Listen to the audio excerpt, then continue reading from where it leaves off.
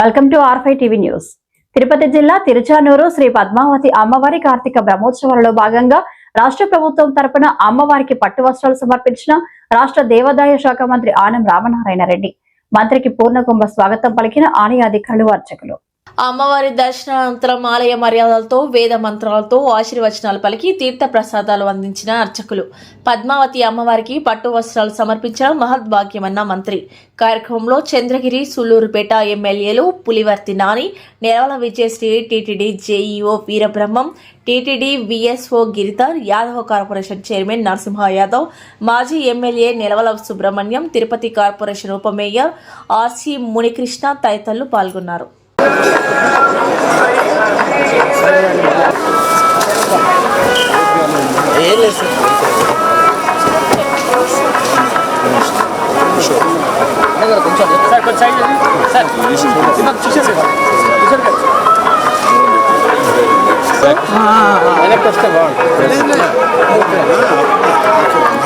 Programme అయిపోగానే రాత్రి వచ్చేది నెక్స్ట్ డే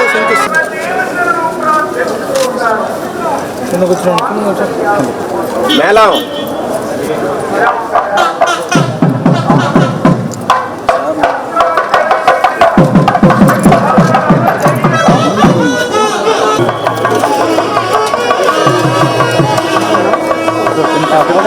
వెనక్కి వస్తే బాగుంటుంది కదా.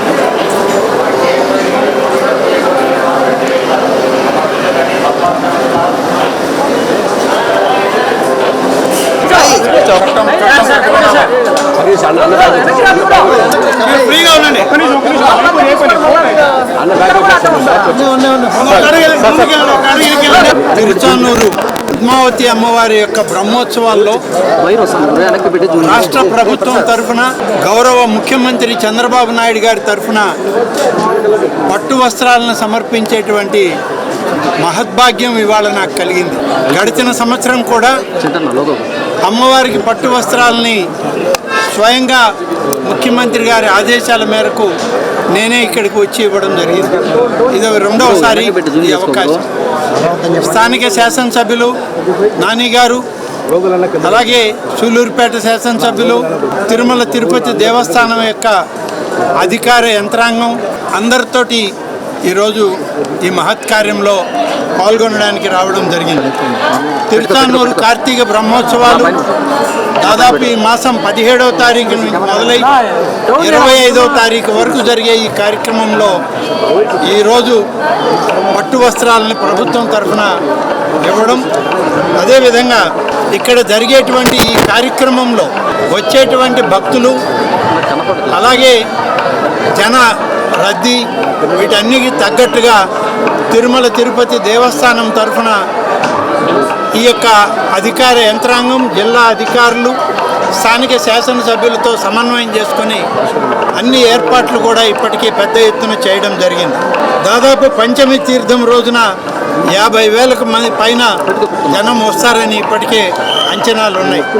కానీ ఒక విషయం మాత్రం మీడియా ద్వారా ఈరోజు చెప్పాల్సినటువంటి అవసరం ఉంది. ముఖ్యంగా కూటమి ప్రభుత్వం, ముఖ్యమంత్రిగా చంద్రబాబు నాయుడు గారు అధికారంలోకి వచ్చాక అన్ని ఆలయాల్లో కూడా భక్తులు రావడం పెరిగింది.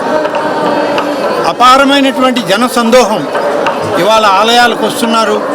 భక్తి ప్రపత్తులతో అమ్మవార్లని, స్వామివార్లని వాళ్ళు పూజిస్తూ వస్తూ ఉన్నారు.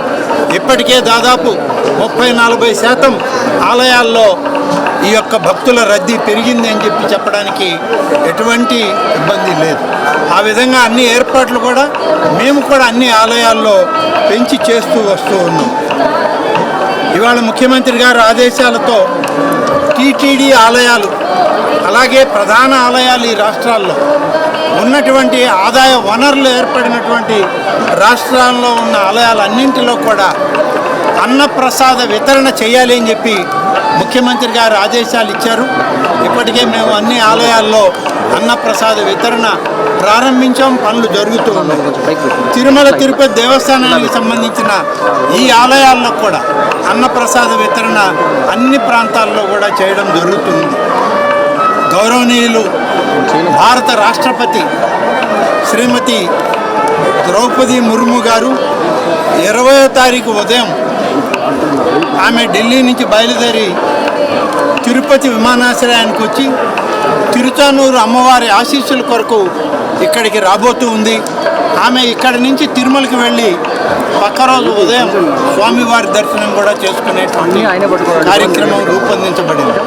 20 మధ్యాహ్నం నుంచి 21 ఉదయం వరకు భారత రాష్ట్రపతి శ్రీమతి ద్రౌపది ముర్ము గారు మన ఈ ప్రాంతంలో ఉంటారనేటువంటి దానిలో చాలా సంతోషంగా వారికి ఆహ్వానం పలకడానికి స్థానిక ప్రజాప్రతినిధులు, రాష్ట్ర ప్రభుత్వం, తిరుమల తిరుపతి దేవస్థాన యంత్రాంగం, పాలక వర్గం అంతా కూడా ఇప్పటికే ఏర్పాట్లు చేయడం పూర్తయింది. ఇక ఈ ఉత్సవాలు ఎంతో ఘనంగా జరగాలని, ఈ యొక్క కార్యక్రమాల్లో ప్రతి ఒక్కరం భాగస్వాములు అవ్వాలని చెప్పి గౌరవ ముఖ్యమంత్రి గారు ఇచ్చే సూచనలను ఎప్పటికప్పుడు పాటిస్తూ ఉన్నాం. ముఖ్యంగా ఈరోజు కార్తీక సోమవారం, చివరి సోమవారం. ఈ కార్తీక మాసంలో అనేక ఆలయాల్లో ఇవాళ దేదీప్యమానంగా కార్తీక దీపాలు వెలిగించడం జరిగింది. ఈ కార్తీక దీపాల వెలుగులో ఆంధ్రప్రదేశ్ రాష్ట్రం వెలుగులీనుతుంది అనేటువంటి దానిలో ఇవాళ అందరం కూడా చాలా సంతోషంగా ఉన్నాం. అందుకనే ఇటీవల ముఖ్యమంత్రి గారు ఈ రాష్ట్రాన్ని ఆధ్యాత్మిక ఆంధ్రప్రదేశ్గా, మన ప్రాంతాలు, ఈ నగరాలన్నీ ఆధ్యాత్మిక నగరాలుగా అరడి వెళ్ళాలని వారు ఇచ్చే సూచనల్ని పాటిస్తూ